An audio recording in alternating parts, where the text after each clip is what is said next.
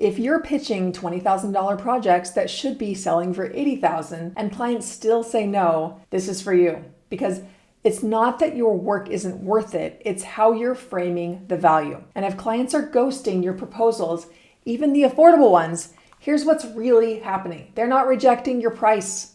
They're rejecting how they see your offer. What if the reason clients said no to your $30,000 pitch is the same reason that they'd say yes to your $100,000 offer? I've got a client story that proves it. This video is for you. If you've ever walked away from a sales call thinking, they need this.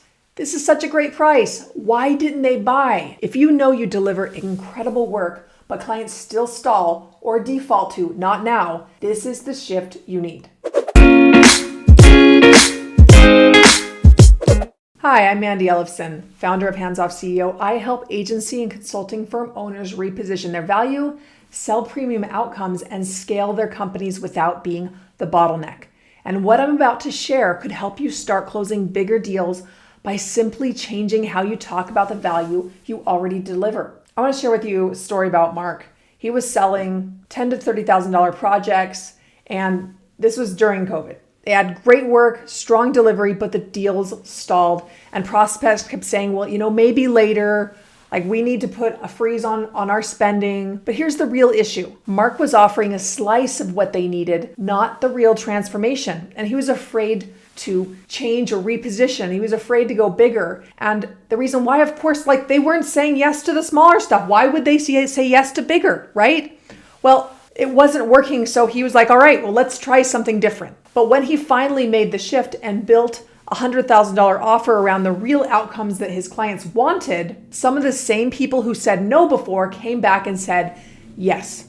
And here's the core shift. What you need to do is to stop selling projects, start selling possibility. That's what Mark was doing. And that $20,000 offer feels reasonable, but it doesn't solve the whole problem. So what happens if that's the case is that the client looks at that investment as risky. They can't see the real potential of it. And that's what was happening with Mark's clients, is they weren't seeing the big picture. All they saw is an additional cost, an additional line item on their P&L at a time where they really needed to have a way that they could cut and be profitable. And what Mark shared with them is, this is what we're going to do over the next 12 months to be able to get your company from here to this level right here. And it was so compelling to his clients that the same exact clients that said no to the $10,000, $20,000, $30,000 projects said yes to the $100,000 and $120,000 engagements.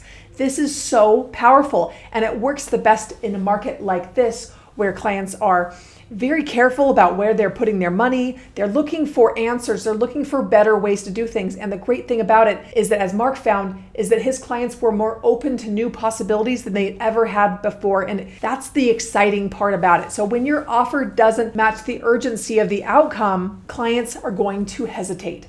And ironically, your smaller offer may feel riskier because it's not big enough to make the impact that they really need to see. High-paying clients don't want reasonable. They want results. These clients are not making buying decisions based upon deliverables or even based upon finding the best price. They want the best value. They want to know, will this solve my expensive problem? It might even be an expensive problem that is not they don't know how expensive it really is, and you might need to help them see that. And are you the one who can lead them through that outcome? Bigger investment signals a bigger result and a bigger commitment on both sides. So next, what we want to do is position the offer as a strategic growth lever.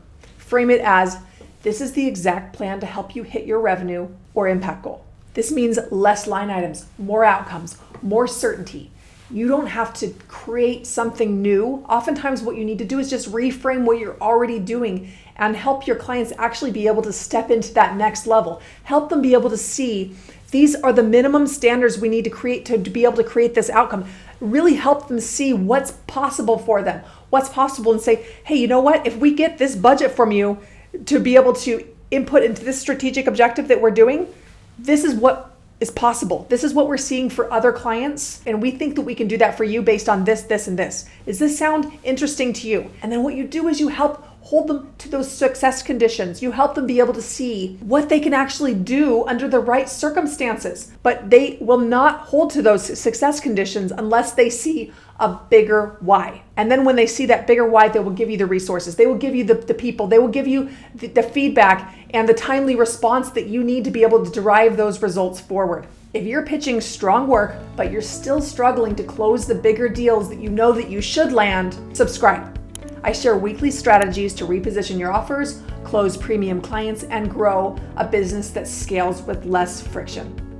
If you've got an offer that's good, but not quite landing the way you want it, maybe clients are giving you too small of investments to do your best work, or maybe prospects are stalling. Well, it's time to repackage it around what clients actually want to buy. Not more stuff, just more clarity, more certainty, and more leadership. Want help doing that inside your business? Head over to handsoffceo.com and let's talk.